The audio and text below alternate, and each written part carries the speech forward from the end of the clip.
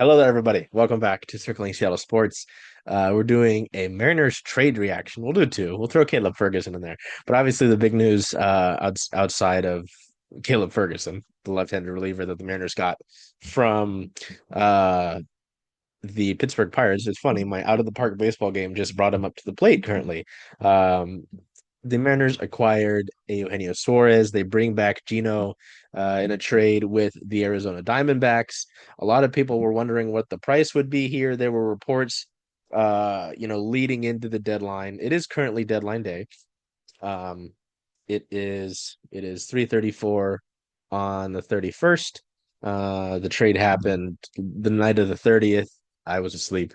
Um, yeah, the Mariners get Suarez back. There's a lot of thought that this trade would require. I think the report was a major league player, a top 100 prospect, and another prospect in addition to that to get Suarez from the Diamondbacks. And considering he was the top hitter, um, available at this deadline or seemingly available at this deadline, Arizona kind of held the chips in their hand. I kind of came into these last few weeks thinking my absolute best case scenario for the Mariners in this trade deadline was to get both Josh Naylor and Eugenio Suarez. And the Mariners did that, and they did that at a great price. Um, or a pretty solid price, considering that Suarez is at this point a rental. He's only signed through this season. So, um, sorry. So the Mariners get Gino in the trade.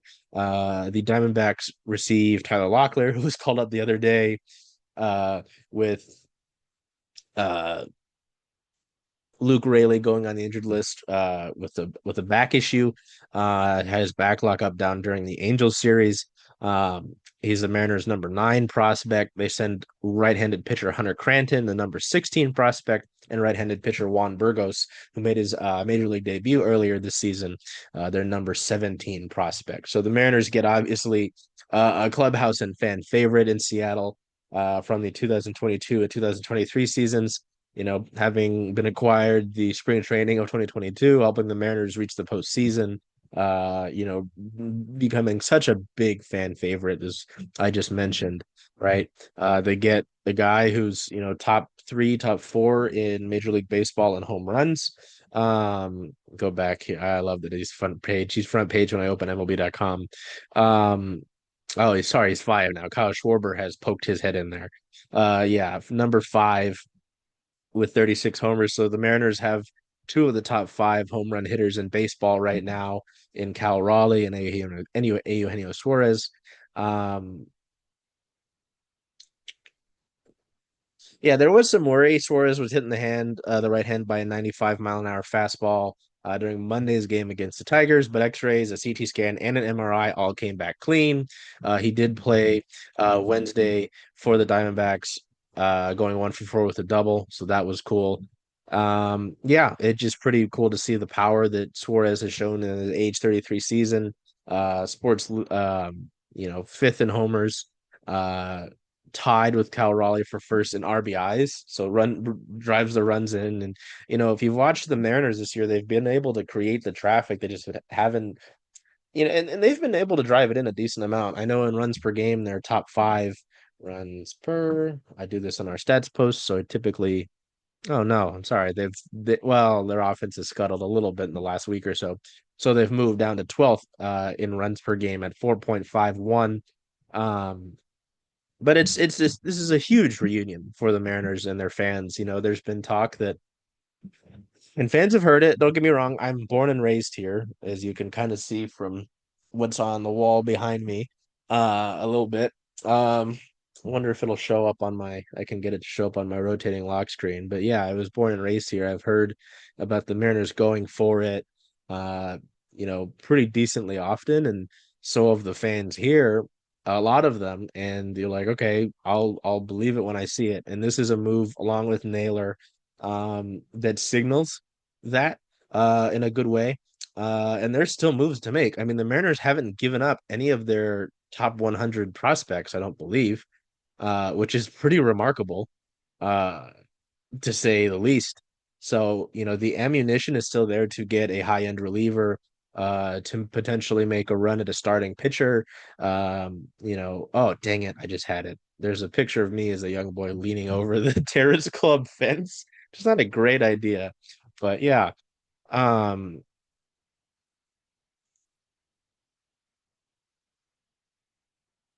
oh, okay, interesting. Yeah. Yeah, it's big. Gino was such an instrumental player in 2022 to help the Mariners break their 20-year postseason drought. And we'll join a bunch of guys in this clubhouse that know him already. Cal Raleigh, it was interesting. Cal Raleigh was asked about it after the Mariners 5-4 loss to the Athletics. Um, which it's interesting because when Cal was re-signing with the Mariners this past season, he talked about how he believes in ownership, he believes in the front office to add and to make this a team that can contend for a World Series. Obviously, we've got to get to that point, but he was asked about the deal after this game. I was specifically asked about October. Um, I can go and get the audio. But he said, I feel so amazing. I felt good even going into today, but even better now that Gino is here. There's no knock. That's no knock on any guys that are in the clubhouse right now. It's just how good Gino is. Suarez is expected to join the Mariners starting, well, today, by the time that you see this, for their game when they return to T-Mobile Park to begin a 4-game series against the Texas Rangers. And also, it's a big series. The Rangers are tied with the Mariners at 57 and 52 for the third and final American League wildcard spot. So that's not great. The Rangers have gone 9-3 out of the All-Star break. Um, it was interesting. The Diamondbacks touched down in Sacramento to begin a series versus the Athletics right when the Mariners were leaving. But Suarez did not join the Mariners charter back to Seattle. So uh, that's really cool to see. Uh, mm, mm, mm, mm, mm. See what I've got there. Um, JP Crawford was asked about it.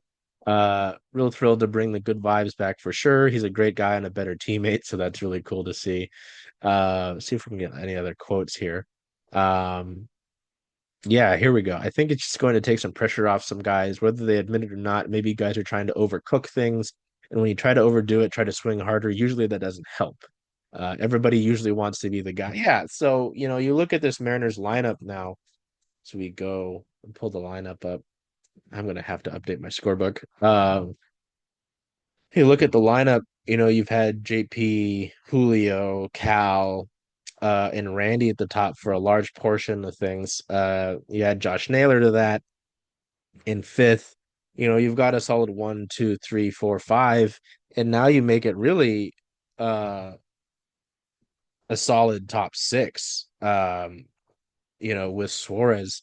So that makes it really fun. You still got Jorge Polanco. I say that that's kind of funny. Um, Jorge Polanco. The Mariners still could add to their lineup. I mean, I know I've seen a lot of Mariners fans looking at Stephen Kwan. Don't get me wrong, I would love to add some Asian presence to this team myself as an Asian man. Um, but no, wait, where am I?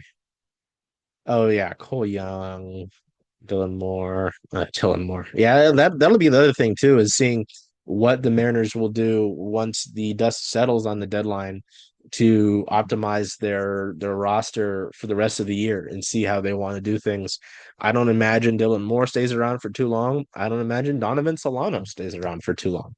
Um, both of those guys, well, Solano's role is really non-existent with Naylor being here.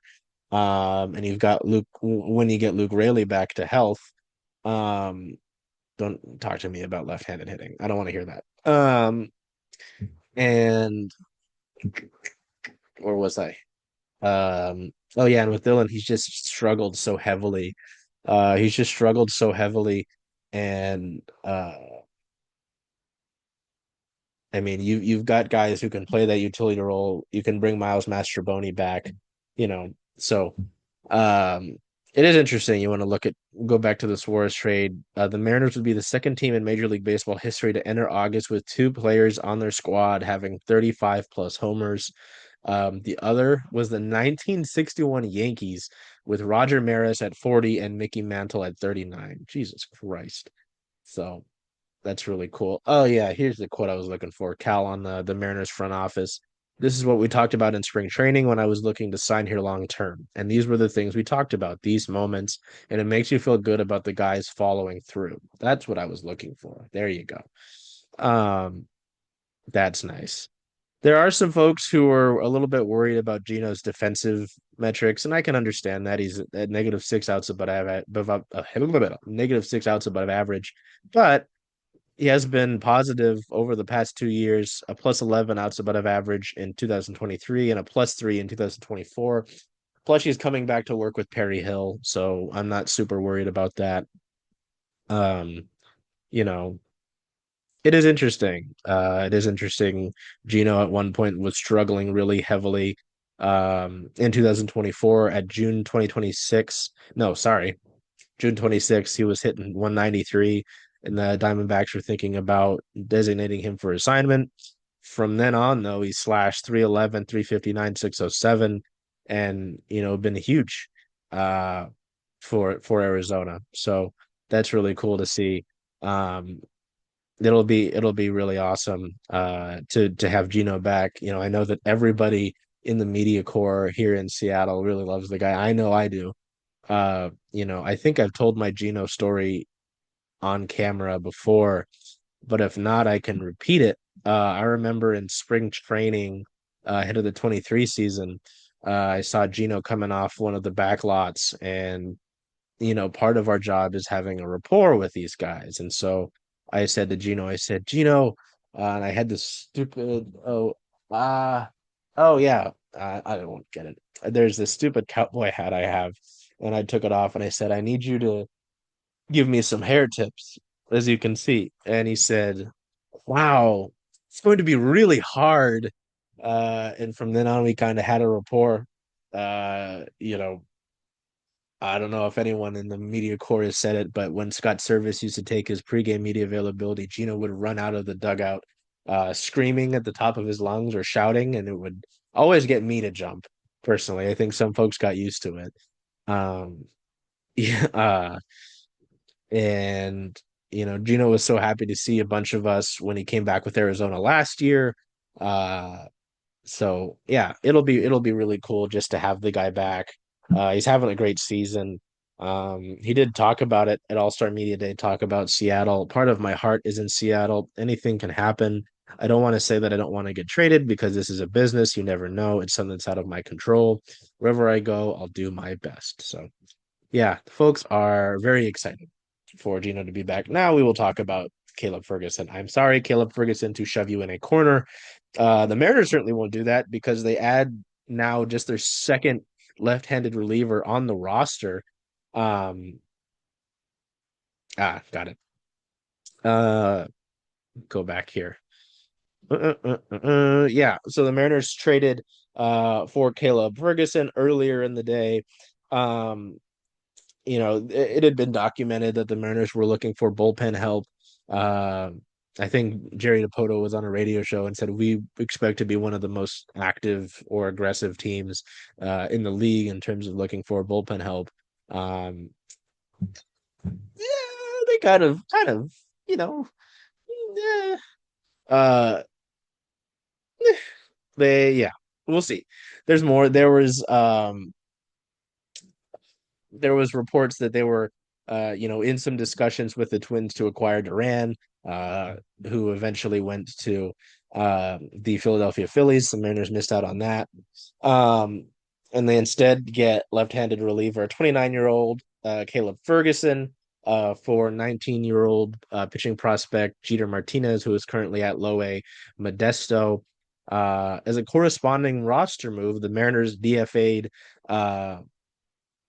the Mariners activated Colin Snyder, the right-handed reliever Colin Snyder, from the injured list and designated him for assignment. Martinez was Seattle's number 22 prospect per Baseball America. They had signed him for $600,000 as part of their 2023 international signing class. So not the worst thing in the world. He could be fun, but The Mariners send off a lower pitching prospect to get a reliever that'll help them now, take some weight off of Gabe Spire in the bullpen as another left-handed reliever. For the last few seasons, it's been Gabe Spire as that lefty, and some Taylor Saucedo, but he hasn't been with the Mariners for the majority of the season, being down in AAA Tacoma, as well as dealing with some injuries. So, it doesn't preclude them from making additional upgrades in the bullpen, and it shouldn't. They had been heavily connected to various other high-end relievers, including Duran, but they don't get him. So Ferguson will be a free agent this winter. Also makes sense given, that helps the explain the return a little bit more. They're not giving up too much. Um, in 45 appearances this year for the Pirates, he's got a 3.74 ERA with a 34-14 strikeout to walk ratio across 43.1 innings. He's only allowed the one homer. And he really hasn't given up a lot of hard hit. If we look at his baseball savant, um, here we go. Look at his baseball savant. There's a lot of red here. There's a lot of red. He's really high in average. He's 100th percentile in average exit velocity, 100th percentile in hard hit percentage, 97th percentile in barrel rate. Um, Pretty high, 86th in ground ball percentage, 91% in expected ERA, 85% in expected batting average. So, ugh. Sorry, got something on my phone I did not like. Yeah, per Adam Jude, you had a National League scout say he makes Seattle's bullpen deeper and gives them another option against lefties, though he's not quite the dominant arm you'd put in front of a Brash or a Munoz, to add to the 7-8-9. So that makes sense. He spent a bulk of his career with the Dodgers, helped them win a World Series in 2020, kind of breaking in back in 2018, and they split some time with the Astros and Yankees in 2024. Four-pitch guy, three different fastballs and a curveball. I know Pete Woodworth and the pitching staff here will have some fun with that. Nothing too crazy, but everything moves, and he's got a lot of stuff to run off all four pitches off of the barrel, so that's cool. Above average command, they'll like that. Um, so that'll be really cool. Tough on lefties, which is nice. Um, his splits aren't dramatic, so that's really nice to see as well. Um, Oh, interesting. They got quotes from Spire earlier this week about being the lefty. There have been times that it's been tough. I don't know how many bullpens in this league only have one lefty or maybe none. But what makes it cooler is to get those righty pockets too, knowing that I'm the only lefty. So they have faith in me to go in and get those righties too. Yeah, that's a good point. Lefties are only hitting 167 against Ferguson with one extra base hit. So, yeah, I am very excited to see all of the red here. He's in the 7th percentile for whiff percentage, which isn't great, but seeing the lack of hard contact and barrel that he gives up is very encouraging. He's also 82nd percentile in pitching run value. So that's cool to see. Yeah. So that's it. I'm sure oops, it might just be me, but I expect to do some more trade. I'm sure the Mariners will acquire something else later in this day. So I'm sure we'll get more reaction to it, more reaction to the deadline itself. So yeah, I hope you enjoy this talking about Suarez, talking about Caleb Ferguson. If you have any thoughts on what the Mariners gave up, or any thoughts on what you want to see them get before the deadline ends later today, feel free to let me know in the comments. I'm always happy to have discussions as long as you're not disrespectful. So yeah, till we see you next time, take care of yourselves, be well, do whatever you can to make today a great day. Hey, Charles. Hey, Jen. Hey, how about those M's? Oh, I'm excited. I know. Where are you going to watch all those away games, though? Away games? Huh. I was thinking of coming here since, after all, Rough and Tumble is the home of circling Seattle sports. I love that idea. Hope to see y'all here.